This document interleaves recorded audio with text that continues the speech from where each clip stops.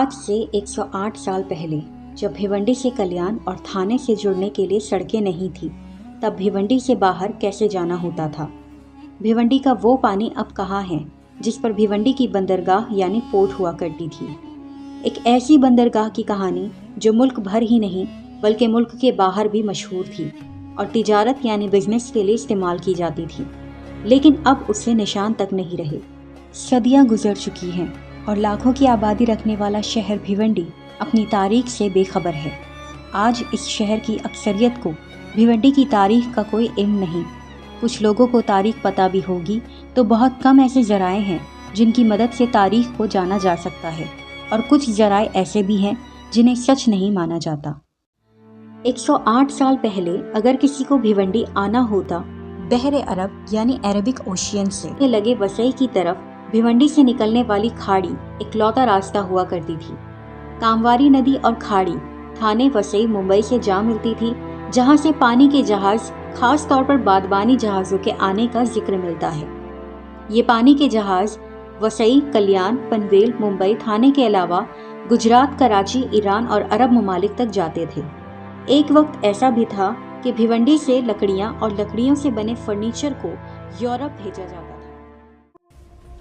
भिवंडी के इस आबी रास्ते पर कई तरह की झड़प और जंगें भी हो चुकी हैं। भारत मुल्क पर जब पुर्तगाली लुटेरे हमला करके कब्जा करने की कोशिश में थे, तब भिवंडी से वसई जाने वाली इस खाड़ी पर भारतीयों और पुर्तगालियों के दरमियान जंगें भी हुईं, जिनमें भिवंडी से भी लोग शामिल थे। सन 1650 में भिवंडी पर समुद्री रास्ते से हमला हुआ। खारबाव पुर्तगालियों के कब्जे में जा चुका था और भिवंडी खारबाव से कुछ ही फासले पर था। उस वक्त के राजा, जिनका नाम राजा भीमराव, जो कोली समाज से ताल्लुक रखते थे, बताया जाता है उन्होंने बीजापुर के सुल्तान आदिल शाह से मदद मांगी और सुल्तान ने दीवान हुसैन कादरी रहमतुल्लाह अलैह की सरबराही में एक फौजी दस्ता हैदराबाद से कल्याण होता हुआ भिवंडी भेजा। वसई में पुर्तगीजों के जुल्म से हिजरत किए हुए लोग और भिवंडी से भी लोगों ने फौज में हिस्सा लिया और बहादुरी से लड़ते हुए शहीद भी हुए। तारीख में मिलता है कि उन शहीदों की कब्रें नसरुल्ला तालाब, जिसे आज दीवान शाह तालाब कहा जाता है, उनके आसपास है। कोली राजा ने लड़ने वाले बहादुरों को नरवीर यानी बहादुर मर्द का लक़ब दिया, जो बाद में तब्दील होकर नरविल से जाना जाता है। 2 साल तक चलने वाली इस जंग में पुर्तगीजों को भिवंडी पहुंचने का मौका ना मिल सका और वो वसई तक सीमित रह गए। सन 1665 में जब भिवंडी पर छत्रपति शिवाजी महाराज का कब्जा हुआ, तो खारबाव, भांग बंदर, भिवंडी और कल्याण की बंदरगाह पर कब्जा करके नाकाबंदी कर दी गई, जिसकी निगरानी के लिए शिवाजी महाराज खुद भिवंडी आए थे। आज भी बाजार पेट के झेंडा नाके पर उनका नस्ब किया हुआ झंडा मौजूद है। उस वक्त खाड़ी की एक छोटी शाख झेंडा नाके तक जाती थी और छोटी कश्तियां चूड़ी मोहल्ले तक आया करती थीं। उसी वक्त में मुआहदा करके कोली राजा भीमराव को बंदरगाह दे दी गई थी। सन 1818 में वसई और भिवंडी पेशवा हुकूमत में शामिल हुए और कोली राजा की हुकूमत भिवंडी और आसपास के इलाकों से खत्म होकर जौहार तक सीमित होकर रह गई। सन 1853 में हिंदुस्तान की पहली रेलगाड़ी बोरी बंदर, जिसे अब CST के नाम से जाना जाता है, वहां से लेकर थाने तक चलाई गई और भिवंडी जमीन के रास्ते मुंबई से जुड़ गया, वरना उससे पहले भांग बंदर पर कश्तियां और पड़ाव के जरिए थाना की खाड़ी से होते हुए बंदरगाह जाना पड़ता था और वहां से विक्टोरिया गाड़ी या बैलगाड़ी में बैठकर मुंबई के दिगर इलाकों में जाना होता था।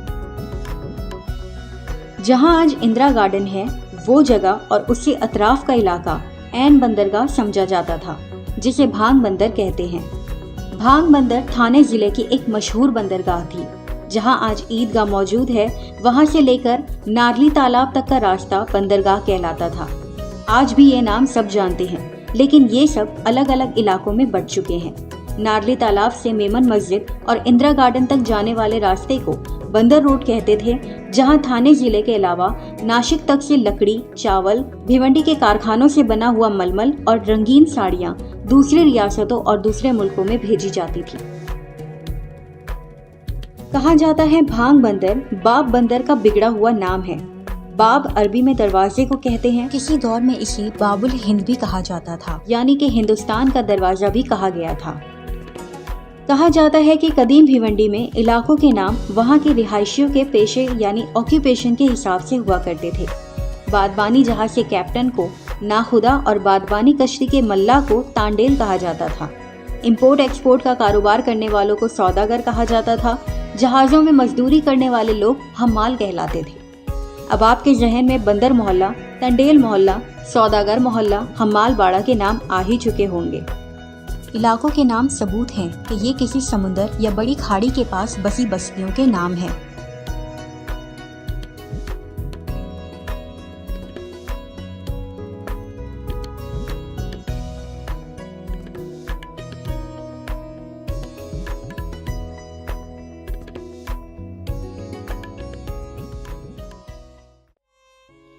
ये खाड़ी का खात्मा होकर इतिहास बन जाना एक हादसा है या साजिश, पर जो हुआ उसने भिवंडी का नक्शा ही बदल दिया। सन 1870 में तांसा नदी को तांसा डैम में बदलने का काम शुरू किया गया। ये डैम का पानी मुंबई सप्लाई किया जाना था। इसकी ओपनिंग 1892 में की गई थी। डैम बनने के बाद कामवारी नदी सूखने लगी और धीरे धीरे अपनी हैसियत खत्म करने लगी। इस नदी के पाट की चौड़ाई काफी ज्यादा थी, पर सूखने की वजह से आज बस्तियां कायम हो चुकी हैं। खाड़ी उस वक्त रिवर्स में भरती है जब बारिश का पानी ओवरफ्लो होता है।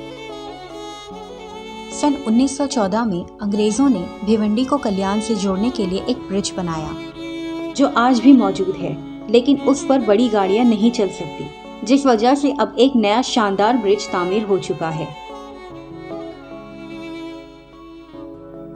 भिवंडी पर अलग अलग वक्तों में मुख्तलिफ हुक्मरानों की हुकूमत रही, जिनमें कई नाम आते हैं। शीलाहार राजा, राजा भीमराव, अलाउद्दीन खिलजी, आदिल शाही, निजाम शाही, कोली राजा, मुगल, छत्रपति शिवाजी महाराज, पेशवा और अंग्रेजों ने भी हुकूमत की। नई नस्ल आज अपने इस इतिहास से बेखबर है। थाने शहर ने अपने इतिहास को काफी हद तक बचा कर रखा है। कई शहरों ने अपनी पुरानी तारीख और तारीखी जगहों को संभाल कर रखा हुआ है और उनके मेंटेनेंस पर कई सारे रुपए खर्च किए, पर भिवंडी शहर के लोगों ने कभी अपने इतिहास को जानने, बचाने और उसकी हिफाजत करने के बारे में नहीं सोचा। भिवंडी की नई नस्ल को अपनी इस तारीख का कोई इल्म नहीं कि ये नदी भिवंडी की तारीख में कितनी अहमियत रखती थी। भिवंडी गांव के लोगों ने नदी का एक हिस्सा अब भी बचा कर रखा हुआ है, जिसका पानी खेती बाड़ी के लिए इस्तेमाल किया जा रहा है, लेकिन शहर में ये नदी बस एक नाला बनकर रह गई है। यहाँ के शहरियों और शासन प्रशासन को इसकी कोई फिक्र नहीं है। ना ही इसकी सफाई की जाती है, ना ही इसके आसपास ब्यूटिफिकेशन करके खूबसूरत बनाने के बारे में सोचा गया। ऐसे शासन और प्रशासन से इसके इतिहास को बचा कर रखने की तो उम्मीद भी नहीं है। इस पर ध्यान न देने से नदी के दोनों किनारों के कई हिस्सों पर कई किलोमीटर दूर तक लैंड माफियाज ने कब्जा करके अपनी प्रॉपर्टीज बनाई हुई है। इस वीडियो में भांग बंदर यानी भिवंडी की बंदरगाह दिखाना था, जिससे इतिहास में तिजारत और जंगों के तस्करे मिलते हैं। हमने कोशिश की कि आपका कम वक्त लेकर आपको ज़्यादा इन्फॉर्मेशन दे सकें। फिलहाल के लिए इतना ही। अगले संडे को आपके सामने भिवंडी के इतिहास की एक नई कहानी के साथ हाजिर होंगे। भांग बंदर के इतिहास पर अपनी राय कमेंट में ज़रूर बताएं। वीडियो को लाइक करें और अपने सभी भिवंडीकर्स के साथ शेयर ज़रूर करें।